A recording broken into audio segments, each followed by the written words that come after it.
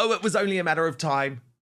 Meghan Markle is furious at Lauren Sanchez, the fiancée of Jeff Bezos, the Amazon billionaire, because, of course, Lauren Sanchez is living the life that Meghan thought she was going to receive when she entered the royal family. Radar Online is reporting that she is consumed with jealousy over Lauren Sanchez's luxury life. And they say that the future wife of the Amazon boss is everything that Prince Harry's wife wanted to be. Okay, before we dig into this, let me bring in, according to Taz, royal YouTube sensation.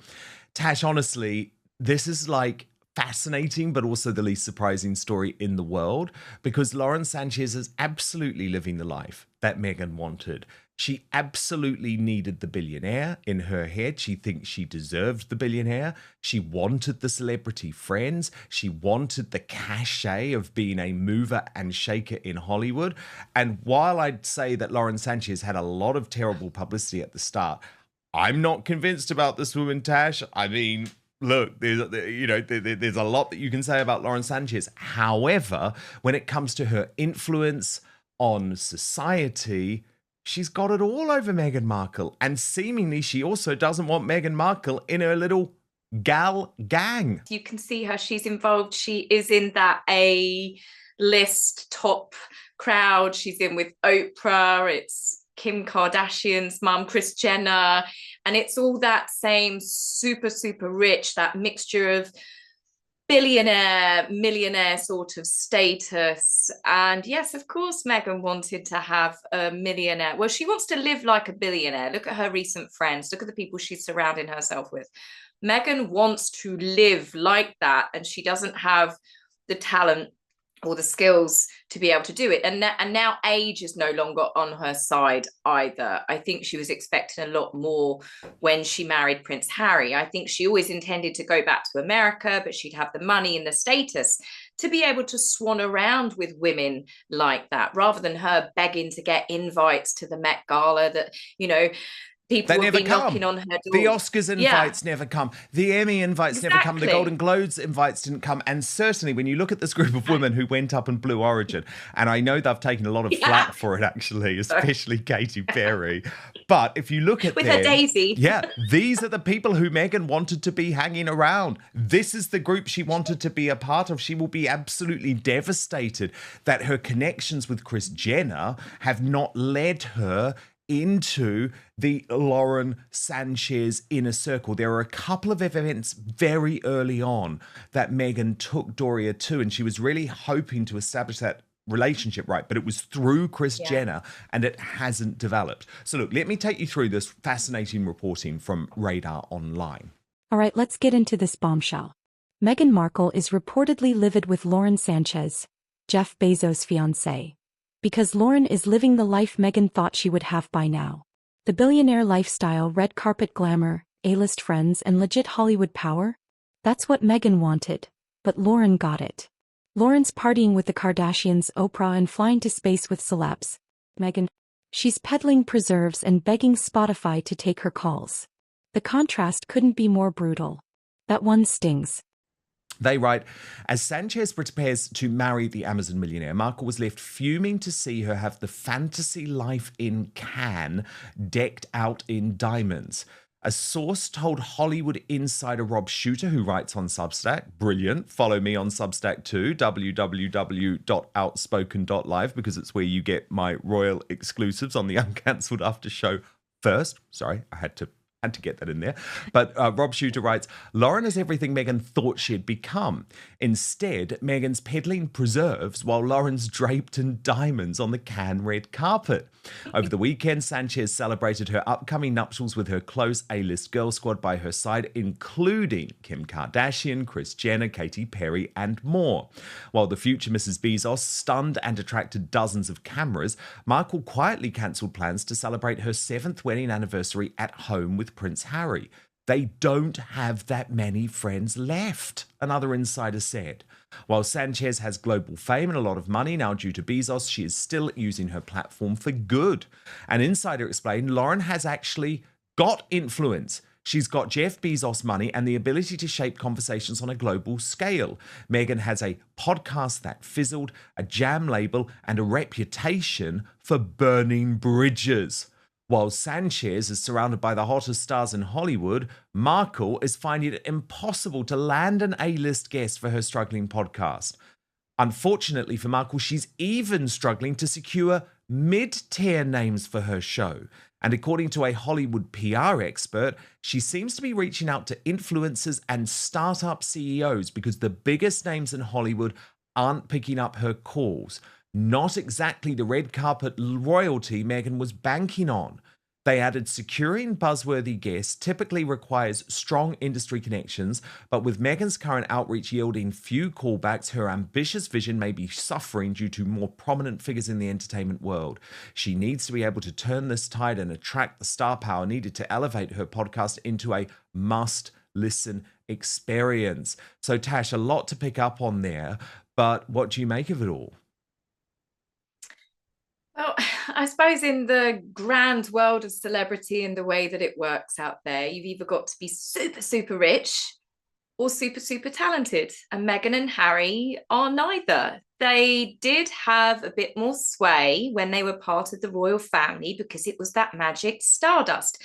And that's when Meghan had her baby shower, and she obviously had Serena, she had Amal Clooney, Gayle King was there, she had Oprah sniffing around her, and that was because of the royal family. Harry and Meghan didn't just leave them, they tried to destroy them. They have now made it such a toxic thing that their relationship, I mean, the royal family don't even speak to them anymore. They're being completely cut off, so they can no longer have any of that stardust. And it's just showing that Harry and Meghan are just no different now to, let's be honest, like the D-list celebrity that she was when she first met Harry at Soho House. I'm surprised that that's not what they're doing, hanging around Soho House trying to get their next big break. It wouldn't shock me at all.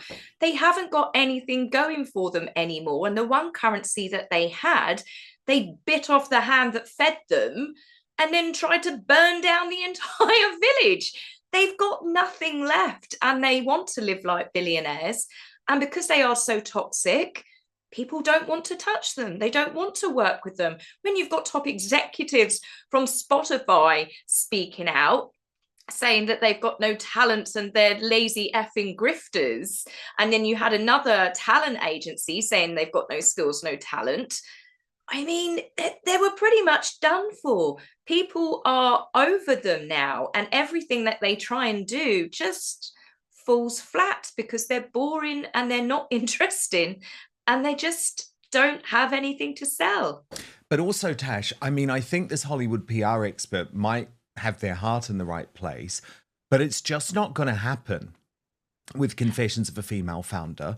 I mean, look at this new headline from this week, Tash. That podcast has now dropped out of the top 100 Spotify chart altogether. Now, Tash, you have to think about how extraordinary that is. It is the most promoted podcast in the world, not just in terms of the money that has been pumped in, but by the just natural constant publicity that it gets. And the reality is, people just do not want to listen to it. There's not even the hate listen aspect of it that there was with Love, because, I mean, I listen every week, as you know, just to make sure. I think there have been some quite instructive moments in terms of showing Meghan's true colours, but I'll take those little moments and share them with my audience. My audience have, and I imagine your audience too, Tash, have absolutely no desire to sit through what is a very boring podcast. No. Meghan wanted to be the Hollywood royal, but instead she's quietly canceling her anniversary plans while Lauren's throwing diamond-studded galas. According to royal YouTuber According to Taz, Meghan has tried everything to break into that A-list girls squad. She even brought her mom Doria to early events hoping to make connections through Kris Jenner. But let's be honest, it didn't stick. No. She's not just left out of the inner circle, she's persona non grata. No Oscars. No Emmys. No Met Gala. It's like Meghan's invite got lost in the mail. No, I'll be honest with you, Dan. I mean, with Love Megan, that was entertaining in many ways, and I will watch the second season. I think because you had visuals and you had different personalities and people coming into it, and it was absolutely hilarious. Some of it because it was just so cringeworthy and vapid, and it was. I'm looking forward to part two, really. But her podcast, it's just completely boring. It's no different to Archetypes. I think I only managed to do a few episodes of Archetypes many moons ago, and I just cannot bring myself to do it. I've listened to one episode, and everything else has just been, I'd rather just pick up on the highlights when I see you've dropped a video or Lady C said something, or it's just in the newspapers, because I don't want to waste my time listening to it, because she never tells the truth. Like I've said, at the beginning of the video with all of these stories, I don't believe anything that comes out of her mouth. So why would I waste my time listening to anything that she's got to say to then waste the time of listeners? At least with the royals, they're out there doing something and trying to, make the world a better place for people, hence being on the Time 100 philanthropy list. What are Meghan's podcasts doing? She's not even giving people tips on what to do to become a founder, or business tips on mistakes that people have made. It's just another vanity project where Meghan gets to tell anecdotes about Meghan. And It's boring. People are bored of it. Well, indeed. This week, it's not just Lauren Sanchez who is raising the ire of Ms. Markle. It's Gwyneth Paltrow too. Now, this one is interesting, Tash, because it's Gwyneth Paltrow's ongoing big Markle reversal. And I think it was a huge mistake. She should have stuck by her initial words in Vanity Fair rather than try and pretend that she is friends with Meghan in some way when clearly she's not.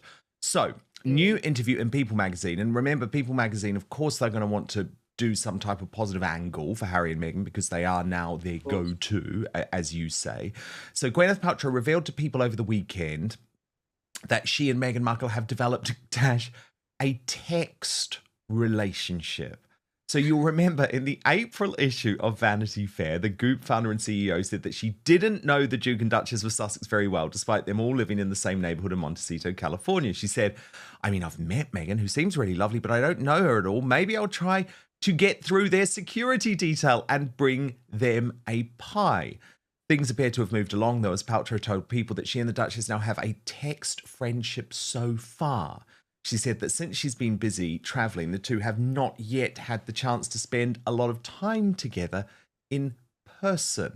However, the Iron Man actress squashed social media rumours that the two women were beefing over similarities between Paltrow's lifestyle company Goop and Markle's Netflix show With Love Meghan. When asked if she would consider appearing on the second season of Markle's show, Paltrow replied, "Sure, why not? You never know. I don't bake that well, but I can always try." Now, trust me, Tash, I sat through a lot of interviews with A-listers in my former life. When they say, why not? You never know. Sure. That means, hell no, I'm not going anywhere near that podcast, even if you paid me millions and millions of dollars. But that's why Gwyneth Paltrow made such a mistake by playing into Meghan's hands with this ludicrous Instagram video when clearly they have no actual relationship. It's so embarrassing. And now Gwyneth's going to be asked about it. She's going to have to try and justify it. She's going to be pressurized to go on the podcast. And there's no real relationship there or friendship there at all. For 5 years straight. No friends. No invites. No buzz. In LA, that's not just a red flag. It's social death. Here's where it gets even sadder. Meghan's latest podcast? Completely vanished from the charts. Despite all the PR spin, it flopped. Why? Because it's boring. It's not inspiring. It's not even hate-listen-worthy like Archetypes was. Even her own fans are tuning out. Yeah, her saying that they've got a text relationship, that's you could stay over there. Thank you very much. I don't know. I'm torn with Gwyneth. I was surprised when that came up, but we know what the Sussex squad are like. And then once a feud was started where Meghan was doing posts, it was getting Meghan more traction because they were saying, oh, Meghan's actually trying to roast Gwyneth Paltrow here. She's copying her. And there's a bit of it where I think that maybe she, as in Gwyneth, said, do you know what? Come over, let's do this. And it will get the Sussex squad, because they are a demonic force of flying monkeys when they target people. They are the worst. And now they were leaving her alone. Otherwise, every post that Gwyneth Paltrow was doing after the feud was started, you saw hundreds of it. And, there's bots involved. And it was a good way, I guess, to basically settle it, that it's okay, everything's cool between them. Of course, Meghan probably ran over there barefoot, so excited that she was going to get this link to Gwyneth. Yes. But notice that Meghan didn't speak. She just stuffed her face with some pie as Gwyneth was the one in control of that video. So I think it was done in a way to get Meghan and that squad off of her back, but I don't believe there's any sort of real friendship there, and there's no way that I believe. I mean, I don't really want to say that just in case I end up eating my own hat, but I cannot believe that Gwyneth Paltrow will ever go on With Love Meghan or on her podcast. No way in hell. No way in hell. Even if a celebrity, I mean, again, I really know how Hollywood works, right? Even if a celebrity who was genuinely friends with Meghan, an actual celebrity, I don't know, Jessica Alba or one of those people who sort of try and hide the friendship but might actually be friendships behind the scenes, went to any of their huge team, and they have massive teams of agents and publicists who make these decisions, they would just say, there is no way that you're doing that. There is no way in hell that we're going to let you do that, because you would be committing career suicide. Now, Maureen... Toxic. Yep. 100%. And so that's why it just will not happen. And obviously it's why we've got Chrissy Teigen going on the podcast, because Meghan wants to rehabilitate her, doesn't she? I mean, that's toxic meets toxic, really. I mean, that's going to be quite the... I think that's going to get a lot more backlash than it's going to earn either of those two women any positive remarks. I mean, Chrissy Teigen, it's amazing that she got uncancelled for the things that she has said and tweeted about, which have all been deleted in the past. I mean, horrific things, telling a young girl who was 16 years old at the time to unalive herself and sent her private messages. This was Courtney Stodden. She told her to kill herself. She was in her mid-20s. Courtney Stodden was 16 years old, just been married off to a 51-year-old actor that I think was on the Green Mile. It was a very creepy scenario, and I think more people should have been concerned for her. She's telling her to kill herself, yet here we have Harry and Meghan launching No Child Lost to social media, doing the whole PR for the Parents Network, and here she is having a woman on her show that was literally targeting a 16-year-old girl who was being taken advantage of, and telling her and encouraging her own fan base to attack this girl that I think, as I said, I think it was a very, very gross and nasty situation. Yeah, very good point. Maureen Callahan had a really interesting take on the Gwen. Yeah, she's great. She's got a new podcast, The Nerve, and she had a really, which is part of the Meghan Kelly network, and she had a really good take on Gwyneth and Meghan and the fact that it's sort of like two mean girls together. Watch this. They haven't had FaceTime, even though they're Montecito neighbors. Okay, so whatever. Gwyneth shared. I love it when they go, Gwyneth shared. It's a gift that she's giving us, this little tidbit of info. Quote: "We have a text for friendship so far. I've been traveling quite a bit." Okay. And then she addressed the rumors that she and Meghan are rivals because they're both sort of in the same space, this lifestyle / wellness / food space. And then Gwyneth said, "I don't like that when people try to pit women against each other." Now, I know firsthand from people who know Gwyneth very well and have for a long time. And these are people who actually enjoy aspects of Gwyneth. They do, but she is a mean, mean, mean girl. She is mean. Okay. So I don't buy it when she's like, I support every woman and I support, I don't buy it for a second, but it actually, come to think of it, maybe this is a friendship that is meant to be. Gwyneth's mean, Meghan's mean. It's interesting, isn't it, Tash? Because, I mean, I would argue Meghan is a lot meaner than Gwyneth, certainly from what I've heard. But I don't know. Do you think those two types of personalities really do get on? Because Meghan seems to try and surround herself with subservient underlings.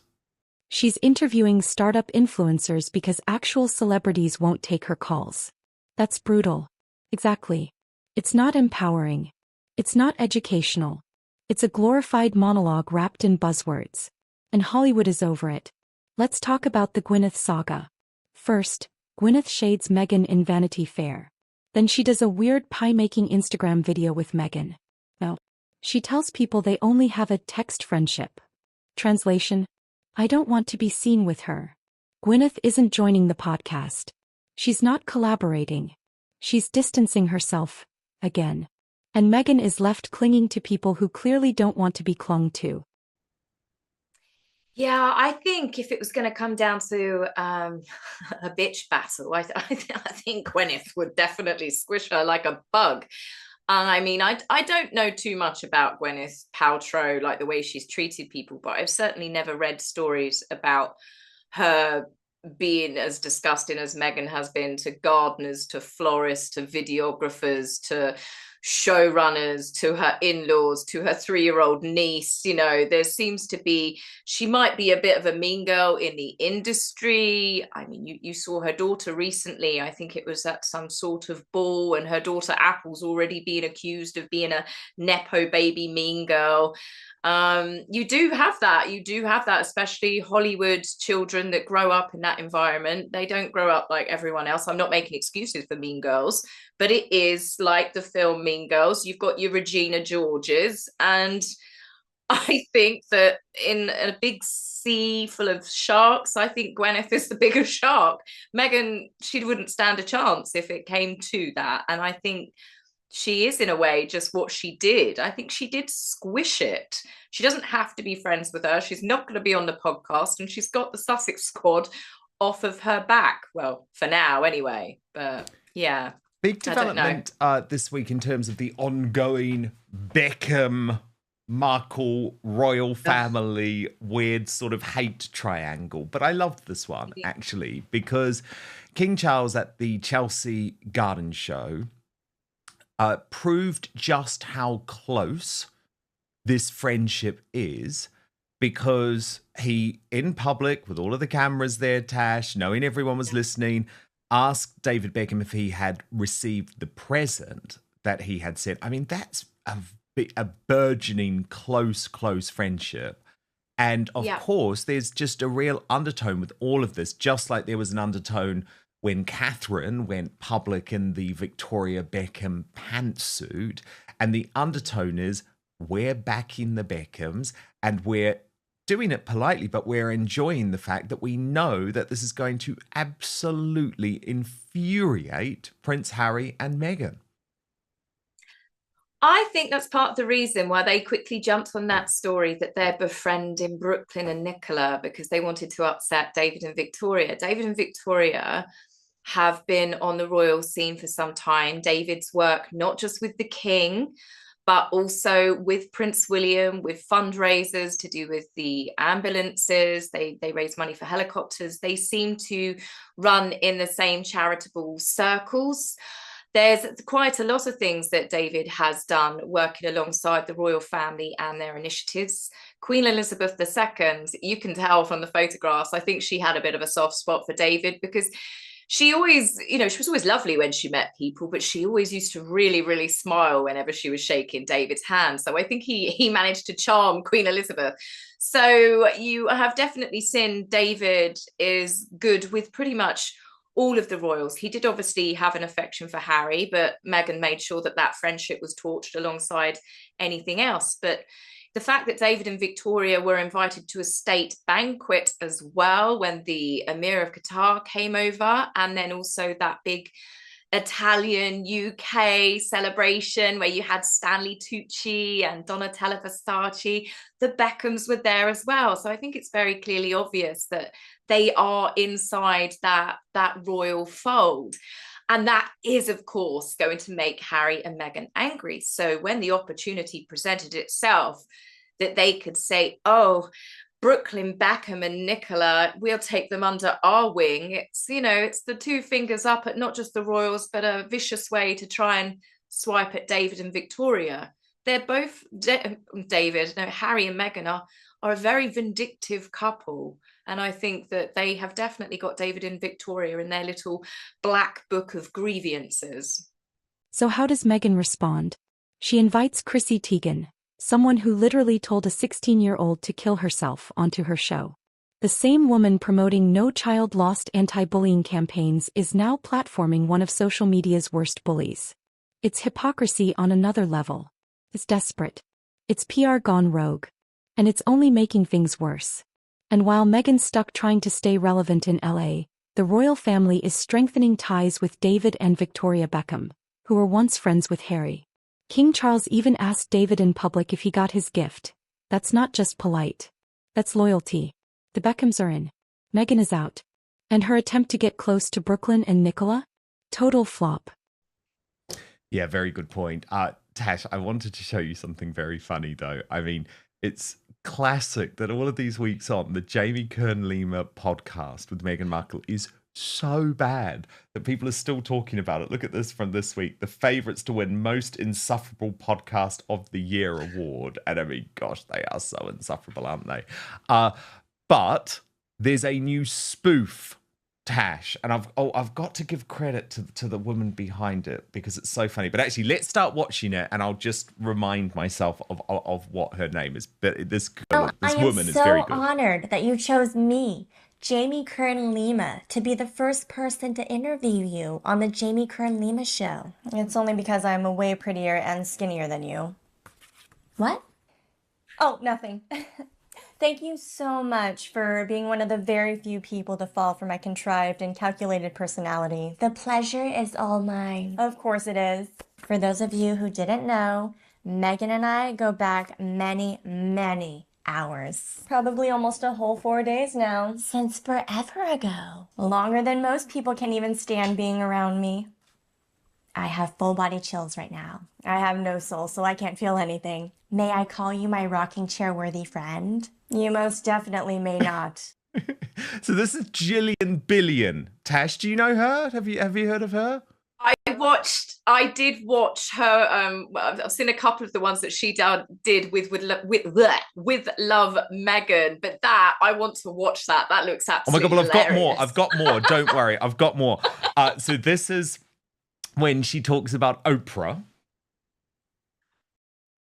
The one time that I met with you and got to know you, I have discovered that we have so much in common. We do. Yes. Our entrepreneurial spirits, our philanthropic efforts, our severe lack of self-awareness. Well, I'd also like to point out that I'm a mom, a wife, a friend, a biracial person of Africanese descent. I had Oprah on my show once. You did. And I was interviewed by Oprah. Yet another thing we both have in common. And then also, Tash, Prince Harry comes up too. She's clever. She's very witty. Of my thoughts looks... of a prince husband, H. He just adores the living shit out of me. I can tell. All I can say, I'm getting emotional. Okay, I'm getting emotional now. All I can say is find yourself a man who will worship you, cherish you, and most importantly, love you for the insufferable narcissist that you are. I have full body chills right now. Speaking of my highly successful lifestyle brand as ever, we sold out of everything in 45 minutes. Amazing. You've been working so hard. Oh my gosh, I work so hard. I work very hard and I'm still working very hard. Just not for the royal family. Yet I still insist on being called Her Royal Highness.